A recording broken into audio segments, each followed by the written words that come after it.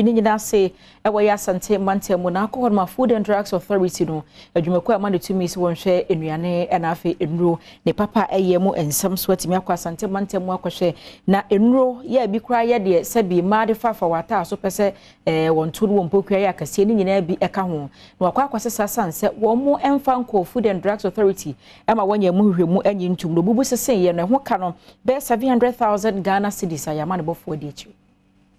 eniemai oje dodo no a ewo alaba edwanimu a eho ena mpanyinfo kire se enura eni nkrata pii no eho eno ton no eniema hodu a oje ye bie ene aphrodisiacs abibidura eni nkrata honam yawo enuro ene niema hodu pie ene niema hodu pie a yede ye honamdua ohwe niema a oje ye ho atwerede no a ebi kura kasa ne kura wonte ase ebinum soso no ohwa efri US manimu John Laye Odai Tete Premtobre Kasee a Order Food and Drugs Authority ano ewa Asante Mantemu.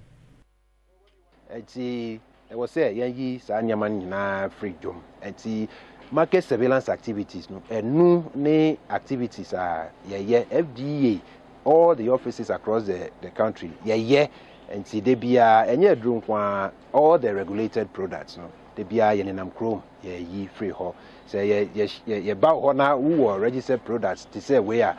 ye police na ye adwuma enti ye chiwa na u court ne se charges bi so ho na ye di amount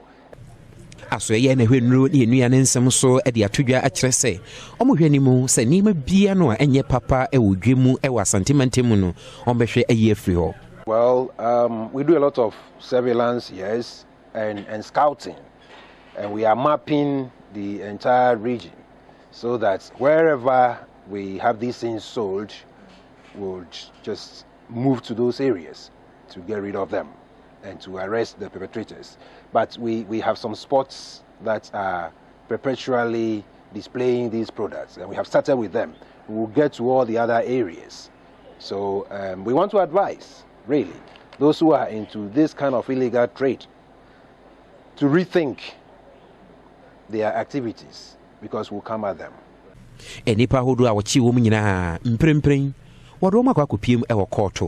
amaneboy Emmanuel Bright Kweku di Asante Mantemu.